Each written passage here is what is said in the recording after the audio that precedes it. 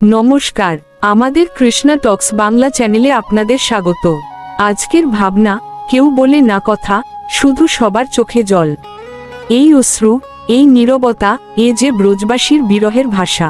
শ্যাম মথুরায় গিয়েছেন নাকি দ্বারকায় আমরা জানি না, আমরা শুধু দেখি সেই প্রেমের লীলাভূমি বৃন্দাবনে আজ আর কেউ কথা বলে না। কথা বলার সব শক্তি যেন চোখের জলে মিশে গেছে। এই অশ্রু হলো বিচ্ছেদের যন্ত্রণা, যেখানে ভক্ত ও ভগবানের বন্ধন আরও দৃঢ় হয়। ব্রজবাসীরা জানেন শ্যামের শরীর দূরে, কিন্তু তাদের হৃদয়ের বাঁশরি তিনি থামাননি। আসলে ভগবান মথুরাতেও নেই, দ্বারকাতেও নেই, তিনি আছেন সেই ভক্তের হৃদয়ে, যার চোখে শুধু নীরব জল। কারণ সেই জলেই তো তার নিত্য উপস্থিতি।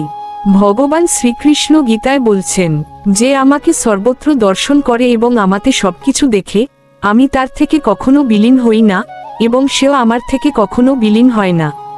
শ্রীমদ্ ভাগবত গীতার ৬ষ্ঠ অধ্যায়ের ৩০ নং শ্লোক।